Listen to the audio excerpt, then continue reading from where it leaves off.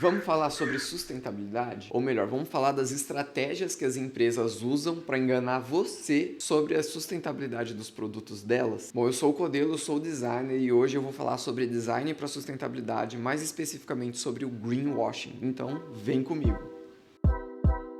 Vou começar explicando o que tem a ver design com sustentabilidade, porque muita gente acha que o design se resume ao design gráfico e não imagina qual que é a relevância da sustentabilidade para o design gráfico, que é basicamente produzir imagens gráficas, vamos falar assim bem resumidamente. Primeiro eu vou dizer que design gráfico tem a ver com sustentabilidade sim, mas existem outras áreas do design que também tem muito a ver com a sustentabilidade. Agora vamos falar sobre o que é greenwashing. Greenwashing é um termo em inglês para falar basicamente sobre lavagem verde ou roupagem verde, que é um jeito de fingir que um produto ele é mais natural ou mais sustentável do que ele realmente é. E muita empresa usa isso para enganar você e fazer você pagar mais caro por um produto só porque você se importa com o meio ambiente ou porque, sei lá, às vezes você tem duas opções, o mesmo preço e daí uma é sustentável e a outra não, e você acaba escolhendo a sustentável porque ela é sustentável, mas na verdade isso não é relevante para a sustentabilidade em si. Esse é um tema muito importante que vem crescendo cada vez mais justamente por causa do aumento da preocupação com a sustentabilidade por parte dos consumidores. Isso daí influencia muito em vários requisitos e várias questões como marketing da empresa, a própria produção, a própria utilização de matéria-prima sustentável ou não. E tem muita empresa querendo surfar nessa onda sem que seja realmente sustentável. Então eu comecei falando sobre o design gráfico. Eu sou formado em design gráfico pela Unesp e estou fazendo design de produtos também. O primeiro exemplo que eu vou usar é quando você está no supermercado e você vai escolher, sei lá, um pacote de salgadinho, uma batata palha. Daí você tem um pacote de batata palha todo brilhante, todo cheio de reflexos, cores fortes, cores vivas, né? E você tem do outro lado um pacote de batata palha opaco, com tons terrosos, cores pastéis, e você acha instintivamente que um é mais sustentável do que o outro. E isso daí não é só na questão da sustentabilidade, né? Às vezes você acha que um é mais saudável do que o outro, quando na verdade não é bem assim. Por exemplo, quando a gente está falando de salgadinho, de produção, de material alimentar, essa estratégia é muito comum. Você colocar um produto opaco, por algum motivo a gente associa isso com sustentabilidade e saúde, e a gente interpreta esse produto como mais sustentável do que o outro. E isso não é necessariamente verdade, então é uma coisa que você já precisa ficar esperto. Se o produto ele tá numa embalagem que parece sustentável, não escolhe ele simplesmente porque ele parece ser. Vá pesquisar, leia o rótulo, tenta descobrir se ele é realmente sustentável e se ele é realmente saudável, né? Muitas vezes a gente acaba sendo enganado nesses dois sentidos. Ah, mas eu não me importo com sustentabilidade, pra mim tanto faz, eu escolho o produto que eu quiser e não sei o quê. E eu até entendo você pensar desse jeito, mas você gosta de comprar de uma empresa que tá tentando te enganar? Eu não gostaria de comprar de uma empresa que tenta me enganar. E é por isso que eu acho isso muito importante. Mesmo que a sustentabilidade não seja tão relevante para você, pensa assim, a empresa tá tentando fingir algo que ela não é. E essas características que eu falei da embalagem já são questões que influenciam na sustentabilidade do produto ou não, e são escolhas do designer gráfico e da equipe de marketing em geral. Outras coisas que podem parecer que tornam o produto mais sustentável ou não é o uso de folhas verdes, é o uso de natureza, de animais, tudo isso dentro da embalagem, o que não influencia nada se a embalagem é sustentável ou não e se o produto é sustentável ou não. Às vezes a gente está falando de um pacote de batata frita e a produção dessa batata foi feita numa área de desmatamento, por exemplo. Então, se a embalagem é opaca ou não, vou ter que colocar um pi no palavrão, que droga, esqueci. Se o produto não é sustentável, isso não importa. Outra questão, né, do design gráfico é a escolha justamente da impressão nesse pacote, por exemplo. Quando a gente fala de um pacote colorido, ele utiliza um sistema de impressão que pode ser rotogravura, flexogravura, tem várias outras opções, impressão a laser, em geral muita coisa. E aí você precisa ver e observar se aquele produto realmente é sustentável sustentável, se o sistema de impressão que fez aquele pacote que parece sustentável é um sistema mais sustentável do que outros ou não, se a embalagem é feita de material reciclado ou não, se tudo isso influencia realmente na sustentabilidade daquele produto ou não. Bom, a gente já falou sobre uma estratégia de marketing aqui, que é o marketing do produto para fazer ele parecer mais sustentável, e agora vamos falar de outra estratégia de marketing, que é a utilização de rótulos que são irrelevantes ou mentirosos. Falando sobre os rótulos falsos, eu não vou me atentar muito a isso, porque o nome já fala, ele é falso, o símbolo não significa nada, ele não tem importância nenhuma, mas agora vamos falar sobre os símbolos que são irrelevantes. Às vezes você vai comprar um produto, sei lá, uma mesa, e tá lá produzido com madeira reflorestada. Isso daí torna aquele material realmente sustentável ou não? No caso da madeira reflorestada, vamos voltar na linha de produção, chegar lá na produção da matéria-prima e pensar no ciclo de vida dessa matéria-prima, no ciclo de produção dessa matéria-prima. Quando a gente está falando sobre madeira reflorestada, em geral é pinos ou eucalipto aqui no Brasil, que são dois tipos de madeira que crescem muito rápido. Você tem uma média aí de 15 anos para você produzir e colher. Só que ainda assim, 15 anos é muito tempo. Então você vai precisar de uma área muito grande para você poder, sei lá, plantar hoje o que você vai colher daqui 15 anos, mas para você já ter plantado 15 anos atrás o que você vai colher hoje, para você ter uma lucratividade anual dentro dessa produção. Isso significa que você vai precisar de muitos hectares de plantação, e não sei se você já viu, mas aqui no interior de São Paulo existe muito área de reflorestamento para produção de eucalipto, para produção de pinos, e são florestas de árvores que estão todas alinhadinhas, e no geral só tem esse tipo de planta. E no caso do eucalipto, por exemplo, do pinus também, mas principalmente do eucalipto, que é o mais produzido no Brasil, o eucalipto é uma planta que não é nativa do Brasil em geral, né? Ela vem de outros países, de outras regiões, e também é uma planta um pouco tóxica para a maioria dos animais que existem dentro da biodiversidade brasileira, principalmente aqui da região sudeste e sul, onde tem a maior produção desse tipo de matéria-prima.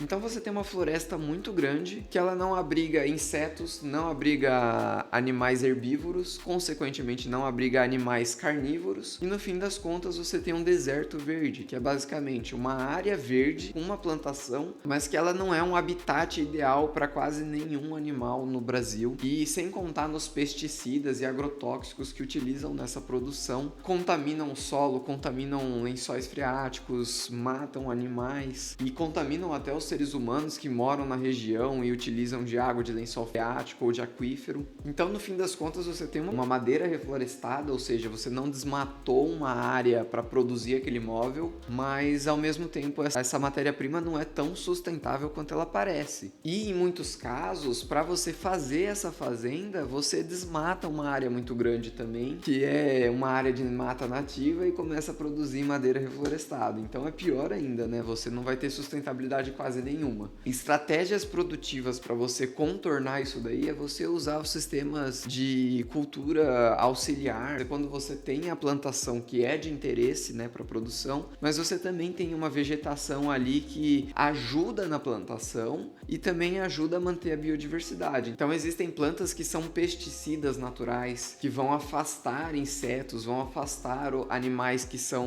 maléficos para a produção do eucalipto, e que elas podem ser plantadas nas bases das árvores e elas vão gerar um impacto ambiental adequado, elas vão ser habitat para animais que não causam impacto na produção do eucalipto em si, mas que vão impedir que animais que causam impacto, que causam problemas na produção, não cheguem perto da produção. Assim você evita a utilização de agrotóxicos, evita a contaminação e muitas outras coisas, né? Você precisa pensar também que o eucalipto consome muita água, então se você coloca ele numa região de aquífero, ele vai secar esse aquífero aos poucos, né? Conforme você vai produzindo cada vez mais e mais. Então você precisa pensar as estratégias, onde você vai plantar, como você vai plantar, se você vai produzir uma monocultura, se não vai ser uma monocultura, e tudo isso é importante. Então não confie apenas naquele ícone que está ali no site de vendas de madeira reflorestada. Vá atrás de descobrir se a madeira reflorestada que é utilizada naquele móvel, naquela produção, é realmente sustentável ou se é só um jeito bonitinho de falar que você produziu uma madeira que devastou biomas e hectares inteiros somente para você ter um símbolozinho de madeira sustentável ali no produto. Outros símbolos são, por exemplo, produto vegano ou produto não testado em animais, né? Isso acontece bastante em cosméticos, mas às vezes o produto é vegano, ele não é testado em animais, mas ele não é biodegradável. Então, quando você usa ali no banho e ele vai pro ralo e a empresa de tratamento de esgoto vai precisar colocar tóxicos cada vez mais fortes na água para poder fazer aquele tratamento, cada vez mais causando mais impacto no meio ambiente. Então, às vezes você precisa prestar atenção nisso. Ou quando a gente está falando de produtos alimentícios que são veganos, por exemplo, leite de soja, você precisa pensar como é produzida a soja no Brasil. E cai no mesmo caso da madeira reflorestada. Às vezes você devasta uma floresta inteira para produzir soja. A produção de soja é o maior responsável pelo desflorestamento do Brasil. Isso tudo influencia. Então, às vezes o leite de soja que você paga o dobro do preço do que no leite de vaca normal, ele ainda assim não é sustentável. E agora a gente já falou da parte de marketing que influencia mais o design gráfico, que é a utilização de ícones, utilização de características, exemplos de acabamentos superficiais nos produtos em si. E a gente já falou até um pouco de design de produtos também, né? Falando da produção de móveis com madeira reflorestada ou não.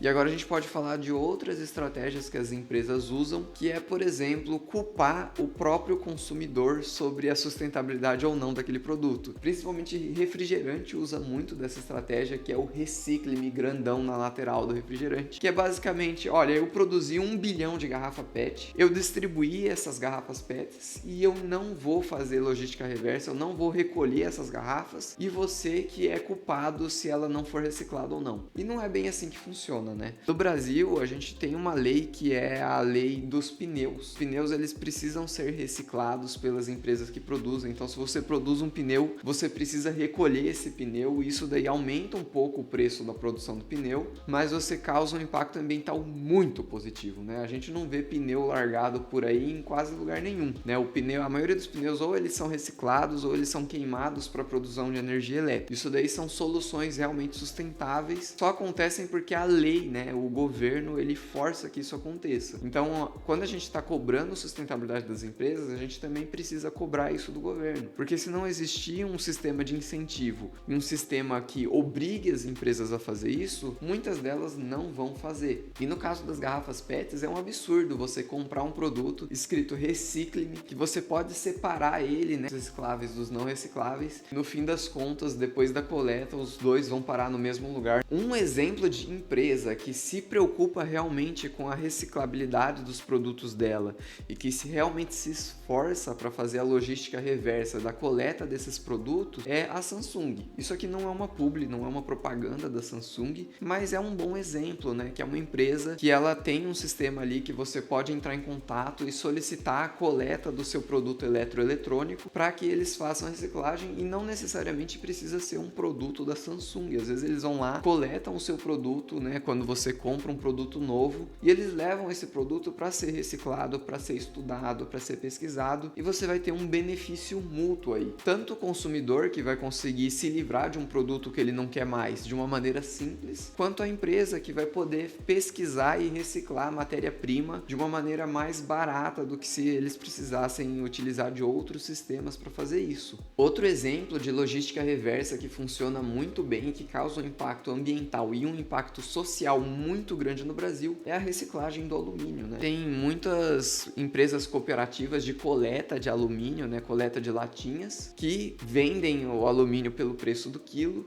e as empresas compram porque o alumínio reciclado, além de não perder qualidade com relação à matéria bruta produzida, ele também é mais econômico do que a matéria bruta. Como assim? Para você reciclar o alumínio, você vai gastar 5% da energia que você gastaria para transformar a bauxita, que é a matéria-prima bruta, em alumínio. Ou seja, você gasta menos energia, causa um impacto menor, reduz a quantidade de matéria descartada pelo mundo e também economiza. Todas as coisas mais importantes para a sustentabilidade. Porque se não existe um incentivo fiscal ou um incentivo de lucro mesmo por trás da reciclagem, a maioria das empresas não vai fazer, não vai se preocupar em fazer isso. Até existem algumas empresas que acabam reduzindo a lucratividade para poder se tornar mais sustentável, mas isso daí é a minoria, são exceções. Então, se a empresa ela não vai lucrar com a sustentabilidade, ela muito provavelmente não vai se preocupar com isso. E no caso do alumínio, é um processo extremamente lucrativo você reciclar o alumínio, tanto é que no Brasil quase 99% do alumínio utilizado é reciclado no fim de vida do material. Então se preocupe sim com empresas que falam que o produto delas é reciclável, mas elas não apresentam soluções para tornar a reciclabilidade possível, né? Então, quando você compra uma garrafa PET e fala lá, reciclável, recicle-me, não necessariamente aquilo torna a empresa sustentável, justamente porque ela não se preocupa em fazer o processo. Ela só se preocupa em jogar a culpa para o consumidor em si, e isso daí não é uma estratégia de sustentabilidade eficiente. Outra coisa, né, que a gente pode utilizar, o exemplo das garrafas PET e das garrafas retornáveis, é justamente esse caso, né? Às vezes você vai comprar um vasilhame de vidro porque ele parece mais sustentável do que uma garrafa PET comum, mas na verdade, se você pensar no processo de transporte dele, você percebe que ele não é tão sustentável assim. Como assim? Um vasilhame de vidro pesa quase 1 kg e carrega 900 ml de refrigerante. Num geral, é assim. E um vasilhame de PET, ele vai pesar quase nada e vai carregar 2 litros de refrigerante. Então você vai precisar de o dobro de caminhões para transportar a mesma quantidade de refrigerante no vasilhame de vidro do que você precisaria em um vasilhame de plástico. Além disso, o vasilhame de plástico vazio, para ser reciclado, pode ser carregado em uma quantidade extremamente grande, porque ele não pesa quase nada. Então você consegue colocar muita coisa dentro de um caminhão, por exemplo, para levar para reciclar. E um vasilhame de vidro, não, é o contrário, né? Você vai precisar levar o vidro que pesa, cada garrafa pesa 1 kg, e você vai precisar levar tudo isso daí de volta para a fábrica, para ela ser lavada com produto químico que pode ou não ser sustentável, para ela ser preenchida com refrigerante de novo e ser transportada de novo para distribuição. Desse jeito, você causa um impacto simplesmente por transportar esse produto. Então, qual que é uma solução mais sustentável do que o vasilhame de vidro retornável? O vasilhame de plástico também retornável, porque justamente por ser mais leve e exigir menos combustível no transporte, por exemplo, ele é mais sustentável do que o de vidro, e justamente por ter uma vida útil mais longa do que o descartável, ele também vai ser mais sustentável do que o PET comum. E agora que eu já entrei nessa parte, o transporte é uma parte muito importante da sustentabilidade de um produto ou não. Então, às vezes você tem um produto que vai ser transportado da fábrica para a loja, e daí vão ir vários consumidores na loja, sei lá, 30 consumidores, cada um com um carro, então são 30 carros se deslocando pela cidade. Isso gera poluição sonora, poluição comum, né, da combustão dos automóveis, você vai gerar trânsito, tudo isso causa um impacto muito grande. E se você tem uma empresa, por exemplo, que ela vende direto da fábrica para o consumidor final e faz a entrega, às vezes você vai ter, sei lá, no caso de 30 consumidores, em vez de 30 veículos se deslocando, você vai ter um único caminhão carregando 30 produtos, indo de casa em casa, né, porque você fez a encomenda, então você pode produzir uma rota que consuma menos combustível, que seja menos longa e que vá causar um impacto sonoro, um impacto de trânsito menor também. Então essas são estratégias do transporte que vão causar menos impacto. E agora que a gente já chegou no consumidor, tem produtos que vão causar muito mais impacto durante o seu uso do que durante o seu descarte ou durante a sua produção. Uma geladeira que dura 60 anos, por exemplo, ela vai causar mais impacto do que 6 geladeiras que duram 10 anos. Como assim? Uma geladeira que foi produzida 60 anos atrás, ela consome muito mais energia do que uma geladeira que foi produzida atualmente. Então, apesar de parecer que um produto foi produzido 60 anos atrás e dura até hoje é melhor, não necessariamente ele vai ser mais sustentável. Às vezes ele dura tanto tempo e ele dura consumindo mais energia. Um exemplo muito bom que gera uma economia para o consumidor são os chuveiros. Chuveiros de, sei lá, 20, 30 anos atrás vão consumir muito mais energia para manter a água quente do que um chuveiro produzido hoje em dia. Então você vai gerar um impacto ambiental menor por consumir menos energia e também vai gastar menos com energia elétrica porque você vai economizar na conta. Então são coisas que você precisa pensar também. E um dos maiores vilões, né, agora que a gente já falou sobre produção e sobre o consumo, é o descarte. A gente já comentou sobre algumas empresas como a Samsung que vão lá e recolhem os materiais e os produtos para fazer estudo e para reciclar. Isso é uma estratégia de fim de vida muito boa para você utilizar, mas existem outras estratégias, que nem as do pneu que eu falei, né, que é queimar pneu para gerar energia elétrica. Isso é melhor do que você simplesmente descartar o material e ter perda energética. Porque a sustentabilidade, num geral, ela é baseada no ciclo energético do material. Quanto de energia você gasta para produzir, quanto de energia você gasta para utilizar e quanto de energia você gasta para descartar ou você perde no descarte em si. Então, se você tem uma possibilidade de produzir energia elétrica com aquele material, no caso do pneu sendo queimado, no caso da madeira sendo queimada também, você vai gerar um impacto ambiental sustentável. A estratégia para você encontrar empresas que sejam realmente sustentáveis é você procurar por empresas que não te enganem, né, que não vão vender um produto que parece sustentável sem realmente ser, e encontrar empresas que realmente tomam medidas efetivas para recolher esses produtos, para produzir produtos mais sustentáveis em geral. Então, são muitas questões que influenciam dentro da sustentabilidade e vai muito além de ser um produto reciclado ou não, ou de ser um produto ambientalmente sustentável ou não, porque depende de muitas questões que vão influenciar na sustentabilidade geral do ciclo de vida daquele produto. Então, agora que você já tem noção sobre isso e quer saber um pouco mais sobre como produzir designs realmente sustentáveis, comenta aqui que eu posso fazer um vídeo para você. Bom, esse era o vídeo de hoje. Eu sou designer, falo sobre vários assuntos relacionados ao design, então se você gosta dessa área, não esquece de se inscrever e de comentar coisas que você achou interessantes sobre o tema. E é isso, falou!